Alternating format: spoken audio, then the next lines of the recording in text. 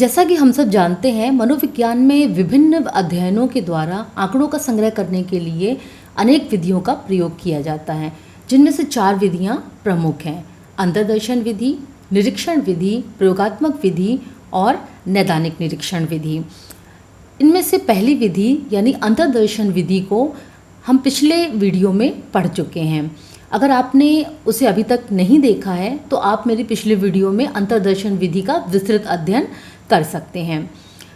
अगली विधि है निरीक्षण विधि, जिसका हम इस वीडियो में अध्ययन करेंगे। निरीक्षण विधि, जिसे प्रेक्षण विधि भी कहते हैं और अंग्रेजी में ऑब्जर्वेशन मेथड कहा जाता है।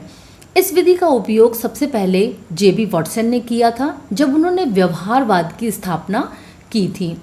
वॉटसन का कहना था कि मनोविज्ञान व्यवहार का विज्ञान है, जिसका अध्ययन अंतर्दर्शन विधि द्वारा न होकर प्रेक्षण विधि द्वारा होना चाहिए। प्रेक्षण विधि होती क्या है? प्रेक्षण विधि, जिसे निरीक्षण विधि भी कहते हैं, इसमें अध्ययनकर्ता प्राणी के व्यवहार का निष्पक्ष अवलोकन करता है। उदाहरण के लिए, अगर किसी व्यक्ति की भौहें तनी हैं, चेहरा तमतमा रहा है और वह दांत पीस रहा है, तो उसके व्यवहार को देखकर हम कह सकते हैं कि वह व्यक्ति क्रोध में है। यानी यहाँ हमने उस व्यक्ति के व्यवहार को समझने के लिए प्रेक्षण यानी कि निरीक्षण विधि का प्रयोग किया है। आइए अब हम निरीक्षण विधि की परिभाषा देख लेते हैं। मोसर के अनुसार निरीक्षण को उचित रूप से वैज्ञानिक पूछताछ की श्रेष्ठ विधि कहा जा सकता है।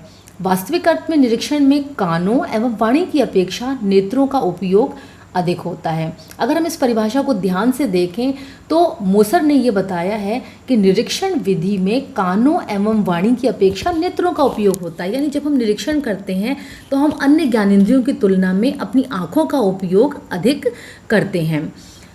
पीवी यंग के अनुसार निरीक्षण स्वाभाविक घटनाओं का उनके घटित होने के समय नेत्र के माध्यम से क्रमबद्ध अध्ययन है।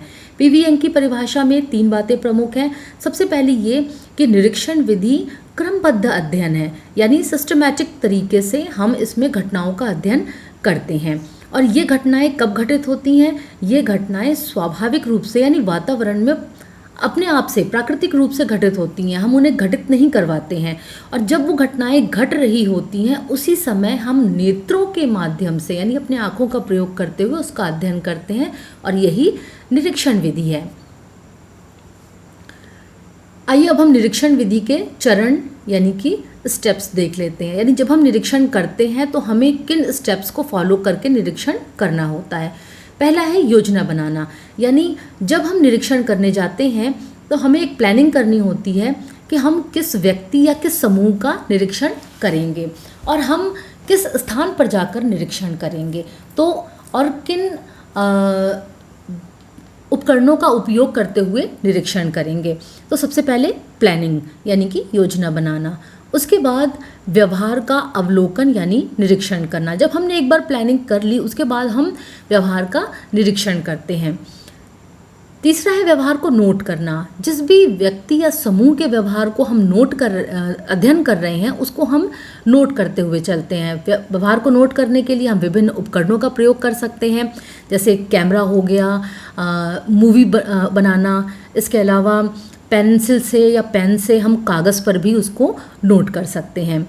विश्लेषण तथा व्याख्या। जब हम एक बार व्यवहार को नोट कर लेते हैं, उसके बाद हम उस व्यवहार की व्याख्या करते हैं, उसका विश्लेषण करते हैं कि उससे क्या अर्थ निकलता है। और अंत में है सामान्यीकरण, यानी कि जिस समूह पर हमने अध्ययन किया है वो एक छोटा समूह होता है, क्योंकि हम सभी व्यक्तियों पर अध्ययन नहीं कर सकते, सभी व्यक्तियों का निरीक्षण नहीं कर सकते। तो छोटे से समूह पर अध्ययन करने के पश्चात उस समूह से संबंधित सभी लोगों पर उस जो हमारा निष्कर्ष आया है उसको लागू करना सामान्यीकरण यानी जनरलाइजेशन कहलाता है। निरीक्षण विधि कई प्रकार की होती है। नियंत्रित निरीक्षण विधि, अनियंत्रित निरीक्षण विधि, सहभागी निरीक्षण विधि और असहभागी निरीक्षण विधि। नियंत्रित निरीक्षण, इसे व्यवस्थित निरीक्षण भी कहते हैं। जब निरीक्षणकर्ता और घटना दोनों पर नियंत्रण करके अध्ययन किया जाता है तो इस प्रकार का निरीक्षण नियंत्रित या व्यवस्थित निरीक्षण कहलाता है। अनियंत्रित निरीक्षण, इसे सरल निरीक्षण भी कहते हैं। जब घटना को उसका निरीक्षण प्राकृतिक या वास्तविक परिस्थितियों में किया जाए तो इस प्रकार के निरीक्षण को अनियंत्रित निरीक्षण कहते हैं।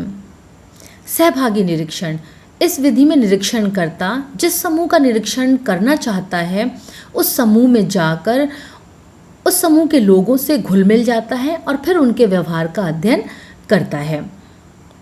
असहभागी निरीक्षण विधि, इस विधि में निरीक्षणकर्ता निरीक्षण किए जाने वाले समूह के सदस्यों से बिना घुले मिले तटस्थ रूप से निरीक्षण करता है। इस निरीक्षण विधि का एक फ़ायदा ये होता है कि व्यक्ति किसी भी प्रकार के पक्षपात से पीड़ित नहीं हो पाता, यानी जो निरीक्षण करने वाला व्यक्ति है वो पक्षपात से प्रभावित नहीं होता। लेकिन इसका दोष ये है कि वो समूह के बहुत सारी ऐसी बातों को नहीं जान पाता जो कि वो घुल मिलकर जान सकता था। निरीक्षण विधि के गुण या लाभ। निरीक्षण विधि एक सरल विधि है जिसको आसानी से अप्लाई किया जा सकता है। इसमें वस्तुनिष्ठता का गुण पाया जाता है जो कि इस विधि को एक विज्ञान की दृष्टि से अच्छी विधि बनाता है, क्योंकि विज्ञान के लिए वस्तुनिष्ठता एक आवश्यक गुण होता है और निरीक्षण विधि में वस्तुनिष्ठता का गुण पाया जाता है। ये विधि व्यापक विधि है क्योंकि इस विधि में अंतर्दर्शन विधि की जो सीमाएं हैं उनको दूर किया जाता है। जैसे अंतर्दर्शन विधि का उपयोग बच्चों पर, पागलों और पशुओं पर, मानसिक रोगियों पर नहीं किया जा सकता, जबकि निरीक्षण विधि का उपयोग इन सभी पर, यानी बच्चों पर, मानसिक रोगियों पर और पशुओं पर भी किया जा सकता है।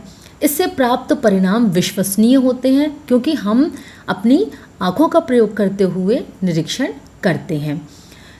निरीक्षण विधि के द्वारा स्वाभाविक परिस्थितियों में अध्ययन होता है क्योंकि घटना जिस समय और जहाँ पर घटित हो रही होती है उसी समय निरीक्षण करना होता है। तो निश्चित रूप से स्वाभाविक परिस्थितियों में अध्ययन जब किया जाता है तो परिणाम शुद्ध प्राप्त होते हैं। दो मनोवैज्ञानिकों द्वारा एक ही घटना या एक ही समूह का अध्ययन करना संभव होता है क्योंकि आप ज्ञानेंद्रियों का प्रयोग करते हुए घटना को घटित होते हुए देख रहे हैं, तो एक और एक से ज़्यादा जितने भी मनोवैज्ञानिक चाहें उस घटना का अध्ययन निरीक्षण विधि के द्वारा कर सकते हैं। आइए हम निरीक्षण विधि के दोष देख लेते हैं। निरीक्षण विधि में क्रमबद्धता का अभाव हो सकता है क्योंकि जब घटना घटित हो रही होती है तो उस समय निरीक्षण करने वाले व्यक्ति को उस पर लगातार नज़र रखनी पड़ती है। अगर घटना घटते समय किसी भी एक हिस्से को वो मिस कर देता है तो उस समय घटना का अध्ययन शुद्ध नहीं हो पाता है। इस विधि में पक्षपात की संभावना होती है क्योंकि व्यक्ति जिस व्यक्ति या समूह का अध्ययन कर रहा है उससे अगर उसे ज़रा भी किसी भी प्रकार का स्नेह है या किसी भी प्रकार का संबंध है उसका, तो निश्चित रूप से यहाँ पर पक्षपात प्रभावित करेगा, क्योंकि जिन व्यक्तियों को हम पसंद करते हैं उनके हम गुणों को देखते हैं, अवगुणों को नहीं देखते, और जिन व्यक्तियों को हम पसंद नहीं करते हैं उनके अवगुणों की तरफ हमारा ज़्यादा ध्यान जाता है और उनके गुणों की तरफ ध्यान कम जाता है। व्यक्तिगत रुचि का प्रभाव निश्चित रूप से निरीक्षण पर पड़ता है क्योंकि जब व्यक्ति निरीक्षण करता है तो कुछ चीज़ें ऐसी हो सकती हैं जो उसको पसंद होती हों, कुछ चीज़ें उसको नहीं पसंद होती हों। तो जो चीज़ें व्यक्ति को पसंद होती हैं, निरीक्षण करने वाले व्यक्ति को पसंद होती हैं, उसकी रुचि की होती हैं, उन पर वो ज़्यादा ध्यान देता है और बाकी सारी जो व्यवहार होते हैं वो छूट जाते हैं, यानी उपेक्षित हो जाते हैं। तो इस प्रकार से जो अध्ययन होता है वो पूरी तरह से अच्छा नहीं हो पाता है। कई बार प्रयोजकों को जब ये पता लग जाता है कि उनके व्यवहार का निरीक्षण हो रहा है तो उनका व्यवहार निश्चित रूप से दिखावटी हो जाता है, यानी बनावटी तौर पे वो अच्छा व्यवहार करने लग जाते हैं, अपना स्वाभाविक व्यवहार नहीं करते हैं, जिससे निष्कर्ष प्रभावित होते हैं। घटनाएं वातावरण में एक ही बार घटित होती हैं और उनको ठीक उसी तरह से दोबारा घटित करना संभव नहीं होता, तो ऐसे में निरीक्षण जो होता है वो निश्चित रूप से प्रभावित होता है। अगर निरीक्षणकर्ता प्रशिक्षण प्राप्त नहीं है या अभ्यास की कमी उसमें है तो उसके कारण निरीक्षण विधि से प्राप्त आंकड़े दोषपूर्ण हो सकते हैं।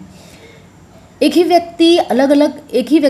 व्यक्ति का जो एक ही व्यवहार होता है वो अलग अलग मानसिक अवस्थाओं का द्योतक होता है। कई बार व्यक्ति खुशी में भी आंसू बहाते हैं, दुख में भी आंसू बहाते हैं, तो ऐसे में निरीक्षण विधि के द्वारा ये पता नहीं लगाया जा सकता कि वास्तव में व्यक्ति की मानसिक स्थिति क्या है। तो ये निरीक्षण विधि के दोष थे। आज हमने निरीक्षण विधि क्या होती है उसका अर्थ क्या है, उसकी परिभाषा क्या है, उसके प्रकार क्या हैं, इसके साथ साथ उसके गुण दोषों का भी अध्ययन किया। अगर आपको ये वीडियो पसंद आया हो तो मेरे चैनल को सब्सक्राइब कीजिए, लाइक कीजिए, शेयर कीजिए। धन्यवाद।